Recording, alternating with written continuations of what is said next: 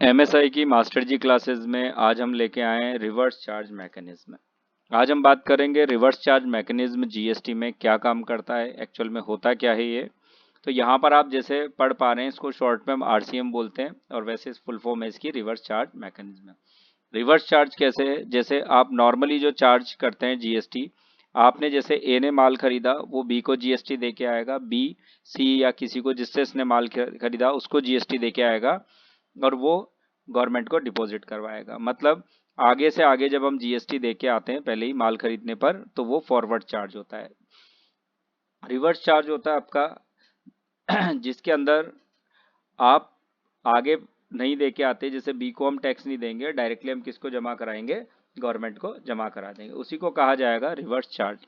इसको हम इस तरीके से भी समझ सकते हैं कि जैसे हम गाड़ी चलाते हैं तो नॉर्मली तो फॉरवर्ड चलाते हैं आगे की तरफ, लेकिन कभी कभार कुछ कंडीशंस में हमें रिवर्स भी लेनी होती है। तो यहाँ पर भी कुछ कंडीशंस ऐसी है जब आप रिवर्स चार्ज मैकेनिज्म को यूज करते हैं।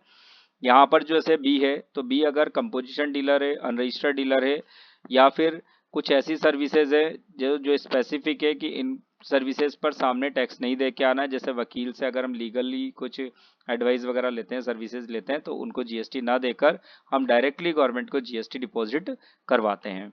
जो डायरेक्टली जमा कराया जाता है हमारी थ्रू, उसी को हम आरसीएम कहते हैं। अगर बी मान लो बी से हमने ए ने कोई भी प्रोडक्ट परचेज किया और बी अगर उस पर जीएसटी चार्ज नहीं कर रहा है कंपोजिशन या अनरजिस्टर्ड या किसी भी कंडीशन में, तो ए भी आगे जब उस माल को सी या किसी को बेचेगा तो वो भी उस पर जीएसटी नहीं ले सकता। क्यों? क्योंकि अभी तक ए ने गवर्नमेंट को जीएसटी जमा नहीं करवाया है। तो यहीं पर सबसे पहले हम लाइबिलिटीज को इंक्रीज करके और अपना जो जीएसटी बनता है जो हम बी को नहीं दे के आए थे, और गवर्नमेंट का ये सिस्टम था कि वो हमें जमा कराओ डायरेक्टली, तो हमने गवर्नमेंट को भी जमा नहीं करवाया। तो पहले हम अपनी लाइबिलिटीज को इंक्रीज करके, और जो ए है वो क्या करेगा, गवर्नमेंट को पहले टैक्स जमा कराएगा, फिर आगे उस पर टैक्स ले सकता है। तो उम्मीद है दोस्तों आपको ये वीडियो समझ में आया होगा, टॉपिक समझ में आया होगा। अगर समझ में आया तो लाइक करें, शेयर करें और सब्सक्राइब जरूर करें। धन्यवाद।